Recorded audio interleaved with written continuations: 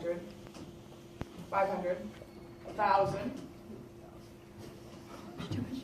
Okay, all right, so I kind of made my point. Our risk-taking is based upon our desire or our hunger. So the reason I speak today is not for any kind of self-glorification or so everyone knows that I did something. It's pretty much because I was flooded with all these emails and contacts from women who had disabled kids that actually really enjoyed watching me suffer on television because it made their lives easier. Or kids that were building shelters or bomas in their backyard and were excited to get outside and play. And then I received messages from people that I was estranged from, that I hadn't talked to since maybe for decades, that sent me a message of respect and congratulations on my accomplishment. And that really means a lot coming from, just mere acquaintances or people that I had known so long ago. So all these little bits of data from people compel me to design a way to communicate this experience to my peers here at LC in hopes that it will promote some inner grit, good feels, and excitement. What I really want to add is that what you're doing here is absolutely important, and that you're supposed to be here right at this very moment. And the knowledge that you're acquiring it comes with a certain element of responsibility and accountability. Storytelling is a really important aspect of evolution.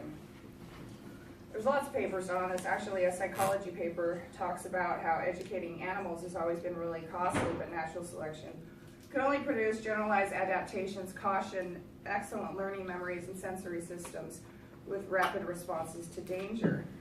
And that episodic, dangerous memories can involve a metacognition, extracting specific lessons from the memories. So my story has three important components: ecological awareness and conservation, fellowship, because we need each other, and a lesson from Tibetan meditation master Chogyam Trungpa is that we are supposed to smile at our fear and kind of coddle it and become vulnerable to our fears. A little bit about me. I'm a single mom of 2 kids, Michael, who is 14, and Mallory is going to be turning 10. I'm used to living below poverty level. I'm not a traditional student. I had my son well before I started college, and I'm first in my family to attempt a degree in science. Obviously, I had an accident when I was a kid. These are my feet training in a box of rocks. This is a little bit of kung fu body conditioning I like to do before I go on hikes outdoors, barefoot. The study was actually done in 1997 on these accidents with kids and lawnmowers, and there's some interesting data. Average age of injury is 7 years old. I was 8. 23% are girls. 64% occur in the afternoon. Average hospital day was 13.3 days. Mine was 28. Average surgery is 2.6 per child. I had 9. Amputations occur 47% of this sample, and obviously I lost some of my right foot. This data comes from the Research Committee of Pediatric Orthopedic Society of North America. And pretty much the conclusion to that one was to keep your kids out of the yard while you're mowing the lawn. Okay. Wasn't me. Okay. So, the only way to explain this is it's very well written in just a few words. I'm going to read what Wikipedia states that Naked and Afraid XL is. A group of men and women are given the task of surviving in the wilderness for 40 days. They're only allowed to bring 1 or 2 helpful items, each person. They're not given any other items, clothing, food, or water. The camera crews are not allowed to intervene except for medical emergencies. Any member of the cast is allowed to tap out at any time, meaning they could decide to not continue at any time. We have to hunt, trap, and gather our own food in the wild, build shelters with our own hands with the available material found in nature. At the end of 40 days, the remaining survivalists must arrive at the designated extraction point. The success of the last task indicates their ability to survive in a harsh environment for a long period of time. Extraction's quite a hike out. So after starving for that period of time, you got to make it out.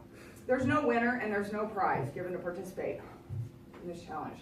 At this time, I was working for Fish and Game, going to LC. I knew some people that owned a survival school. It was purely by chance that Discovery Channel kind of found me, and they said yes when I applied. Oh, this is Alyssa. I love her. Okay, Croatia, east of Italy in the Adriatic Sea. There's a glacial carved Pannonian Basin lowland where Dravas and Danube rivers meet. Here's the Dravas runs down through here. No, the Danube runs down through here, the Dravas runs this way. And this is where we were Kolpashki Red.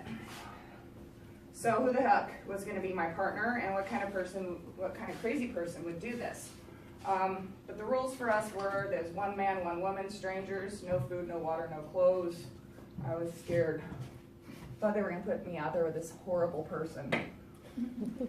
This is more of the localized version of where we were. This is Zlatna Grada, which was Milosevic's private hunting grounds. In 1991, independence was won in Croatia. And the streets still reflect mortar blast holes in the buildings are pockmarked by recent war. The old buried mines move around every rainy season, and recovery efforts are still in place because there's live mines everywhere. There's a beautiful cultural aspect there, and it was the first European naked and afraid, and the laws are insanely strict, so we were not allowed to do a lot of things that I can't even really go into right now. I don't have a lot of time. The bird diversity is amazing, so all you birders out there, that is like Eastern Croatia, that's the place to be. Silk Road, it was a primary Silk Road location where goods were brought from China into Europe. The lands are very protected, so there's not even the locals could get in there, so I was very flattered I was allowed, and there's a huge population of these incredible red stag, and the wild boar are pretty amazing as well. So this is Lee. So, may the Lord bless the casting producers. My partner, Lee True, he lives in Australia. He was born in South Africa, raised in England. He's very educated and talented, actually has a science degree and a minor in musical theater. He has a dingo, and he hunts kangaroo with a spear barefoot for fun. Facilitates blue gum bushcraft in Southeast Australia for children and their families to get a rewilding, as him and his wife call it.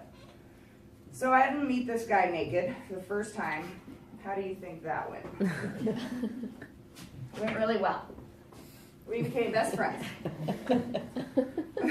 Lee was a really important part of my experience out there as he showed me kindness and taught me so many things, especially how to be vulnerable, and that it's okay to be vulnerable. He had just lost a child to cancer, and he was still processing that, and he was so open to loving me and just being a good person that it just made me feel like this world was really okay, you know? So he's invited me to mentor at his camp. If I could ever afford to go to Australia, I could do that, and he's an incredible person. The humility of running into a person like this at first glance, it's like, oh, geez Louise, you know, this guy's amazing.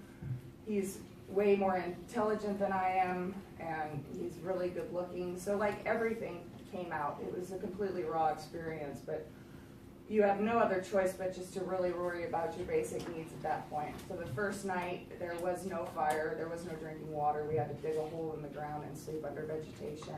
The mosquitoes were eating us. And there was a lot of crying, and he sang me songs. He sang me songs and dealt with my crying. And there was a hailstorm, and we protected the fire with our naked bodies. Didn't show any of that. We did do some stalking of boar, snake, and frogs. We weren't allowed to kill a lot of things, and we did have a phenomenal shelter. Discovery Channel never showed any of that. Okay. So things were really great. And then accidents happened. I was burned, day 6. A medical tap, day 8. And I did not want to leave. And I was really upset about it. The burn covered about 10% of my body. Some of it was first, some of it was second. Don't really need to go into much of that. It was kind of a stupid move, and I just had to go home making half as much money as I thought I was going to make, and I had to, do this. So I was defeated. Just enough money for a semester of school. So, where are we? Well, fall, I started school, and they called me up, the executive producers called me up, and they asked me if I would be willing to go to they didn't tell me that, if I'd be willing to compete in the All-Star 40-day competition. And that was extremely intimidating, considering all these other people had completed the challenge, and I didn't even make freaking 2 weeks. So I've been defeated, I was depressed, I was broke, working 2 jobs, going to LC. My dad became very sick, and I knew he was gonna die, so I agreed to do it. So after negotiations in LA, I came home to a very cold winter, had to prepare. My dad died 2 weeks before my departure to Africa. And it was really hard to prepare for anything. I didn't want to eat. And so anyways, I went to a freaking consulate without even knowing what consulate it was, and that's crazy. You know, I felt very James Bondish. That was fun. Okay, so Dad passes, and I get on that plane. The rules for this are there's 6 men, 6 women, split up into different groups, different locations. There's no food, no water, no clothing. Location is Makuzi Falls Game Reserve in the KwaZulu-Natal, which is the Eastern Cape right here, south of Swaziland. So here's Kruger National, here's Makuzi Falls. We were in a drought. It was a 100-year drought, and there was actually a New York Times reporter there reporting on this 100-year drought, which was a really ignorant thing for this production company to put us out there while the wildlife was so agitated. We had a ranger briefing. One day was solely for ranger briefing, in which they had to let us know, look, you could possibly die. They told us every location you move to, you have to build a boma. You keep your fire 24 hours a day. You keep your boma dense. You keep your boma high. Your boma is you're cutting down trees, you're cutting down thorn bushes, and you're placing it in a perimeter around you. You close yourself in it at nightfall, and because there's leopards, there's hyena, there's things that will snatch you in your sleep and pull you out and kill you. The game rangers are not on location when the night falls. The game rangers are only there to escort the medics to and from their base camp to ours. So we have a radio, some rape whistles, which I don't know what's going to do to a lion, but we have a whistle. We weren't allowed to blow it unless it was an emergency. Oops. Crap. Okay. So I broke it up into how many bomas we had to build because it was a pain in the ass. Everything was made out of thorns and it hurt and we bled. Boma 1 was the poo pond because it was basically the size of maybe this plot, and it was drying up because we were in a drought, and we shared it with I don't know how many hundreds of other animals, and there was poop in it. This is Jake and Clarence. Jake's a horse trainer out of DC, totally gay. Clarence is he's a wilderness therapist out of Maryland, and he's wild. It takes a lot of crazy people to do this.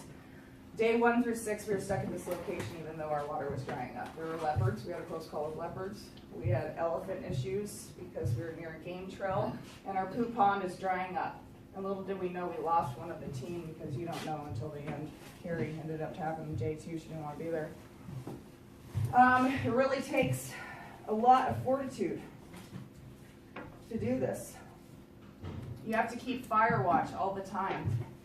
You have to make sure that you keep your activity level low during the heat of the day. You have to make sure your basic needs are met, which takes a lot of work when you have to keep fire and you have to boil all your water. There are thorns. You're going to bleed a lot, and communication is definitely key when you're dealing with people in this situation. And I can tell you right now that all of everything that I've learned on campus here and in other aspects of my education, it came into play in this challenge, including my biology knowledge, communication knowledge, and my intuitive knowledge. Boma number 2, when we were able to move, I called it paradise because where the girls were. And I was so excited to be with other women. And day 7 through 21, we were here. And this is where we saw so many things. An elephant herd. I saw a baboon. I saw mambas. We ate scorpions. Scorpions bit us. Ticks. We got tick bite fever. We had ticks on our bums. I had a tick under my eyelid. But there was a lot of food. Cattail roots, turtlefish, snakes, fruits. We did some snaring. We got a leopard's. We stole a leopard's kill. That's another thing. There's so many components to this challenge that I couldn't even say anything, all of it. The community began to grow, and the Boma became larger because that's just what you do. Clarence had a medevac. Anybody who watched the show, you guys could all see this. Angel went home. Oops. Crap, guys. Here we are. Okay, the lion pride. There are specific, according to communication and group bonding, in intergroup relations. In a 2004 study, there is evolutionary significance in affect groups. There are specific mechanisms that humans use during communication that implement bonding and amplify loyalty and actually stimulates group activities and human evolution. This is a really good time. I love all these people. And I think probably all of us about lost our shit when the elephants came up because it was pretty magical. BOMA number 3 was hunting camp. This was a really hard time. Day 22, through day 30, I lost Tawny. She was my bestie out there. The group dynamics were very flawed. People were threatening to leave. People were getting pissed off about who was hunting what. We spent a lot of time in the hunting blind, and that's when I was approached by this chameleon in a thorn bush, and that was kind of neat, considering that the chameleon has significance in Zulu mythology and brings messages from God. The locals say to pay attention to the dreams out there, and that Africa was magical and that the land spoke to us. And it was so much like Jurassic Park, and I felt so many things during these 8 days, some shame and gratitude. Shame that in my incompetence as a single organism, because alone I was not enough, and without my team I'd surely die. So there was some raw truth that I had to face, and I wanted to contribute to my tribe and my new community with a desire to be a team and to assist each other. So finally, when we were allowed to leave on day 30, we made our way to the river. So BOMA number 4 had to be at the river. This is closest to extraction point. That day, on day 30, we lost Ryan, Phaedra, Kim, and Jake. They all had to be medevaced out because of acute poisoning. The wildlife became even further agitated. There were Cape buffalo that were approaching the film crew, and there were also lion encounters. So pretty much, you know, things got really heavy.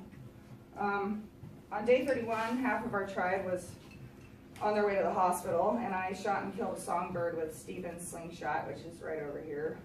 And I wept at the overwhelming feeling it brought me.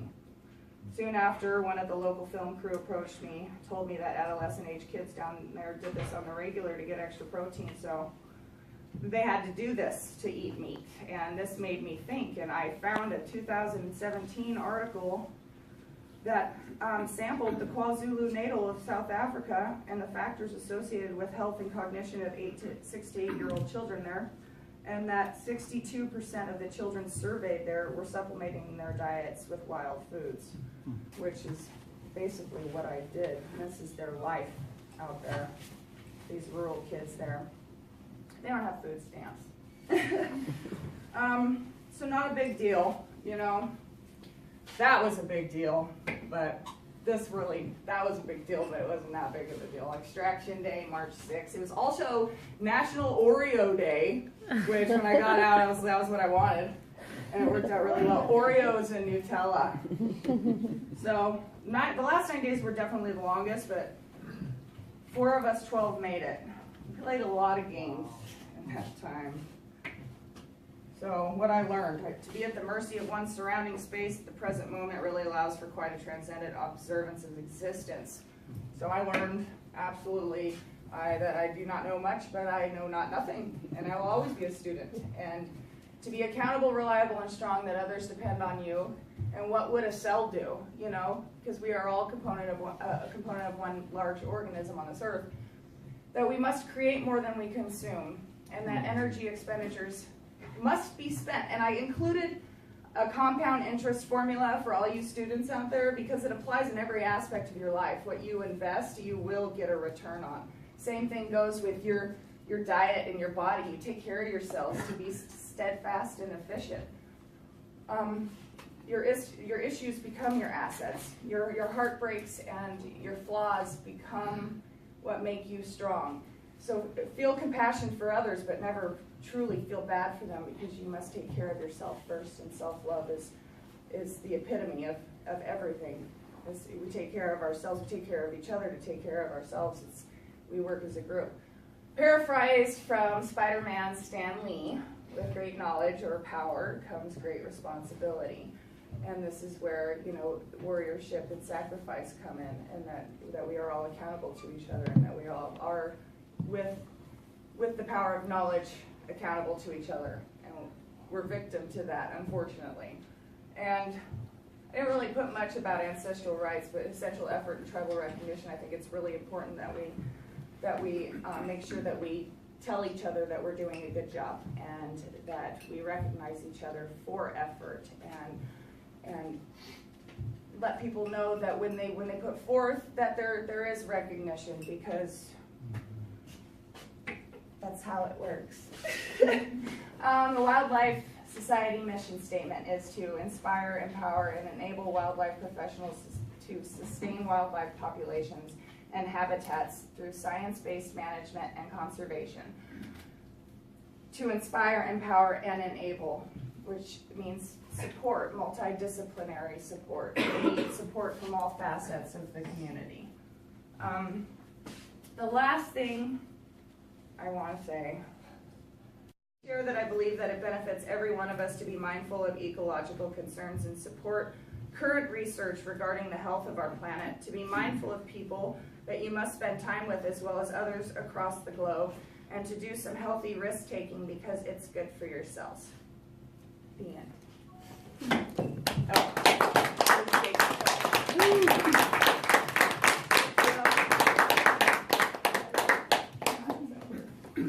And now this opens for Q&A if anybody wants to ask me any questions or see.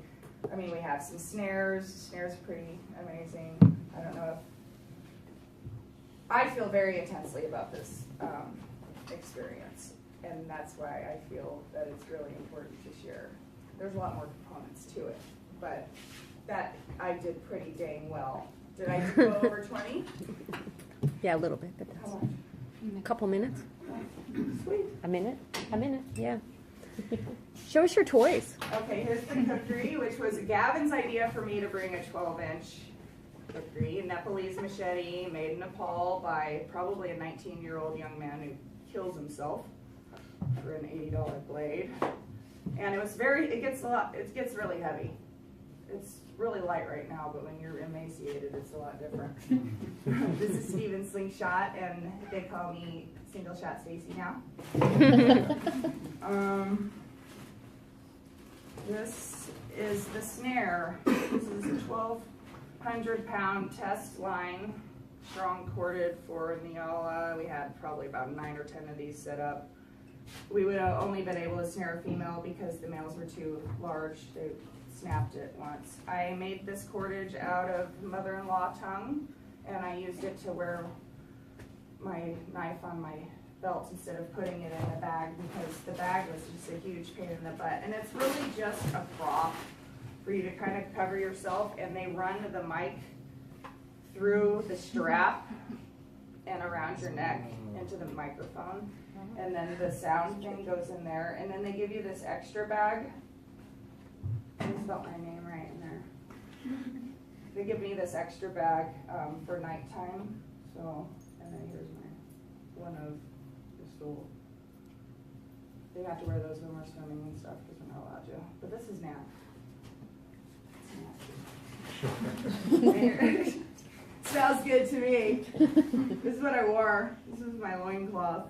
It's got like so many dirty women. Like, it's been passed down. This is my shirt. Didn't stay on very well, but it worked. Did you have to make those, or how did you get them? Well,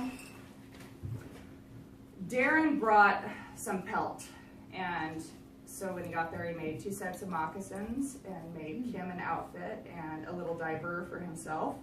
And so when Kim tapped out and her moccasins were free, I took her moccasins, and then Alyssa and I made 2 outfits out of her one. So anybody who tapped out left their tools, so we ended up acquiring more tools but less people, and more people holding those tools individually is preferred instead of a pile of stuff, and you have to do all the work yourself. And some spider wire, like 50-pound test line. This saved us. Oh, and I smuggled in some extra fishing hooks they caught us with too. They couldn't use any of that footage because then they were like, we're lying to the audience. I got in trouble for that. You get in trouble for whispering Tell them too. where you hid them. Hid Oh, them I in your put them in my hair. braids. I have braids. Other people smuggle other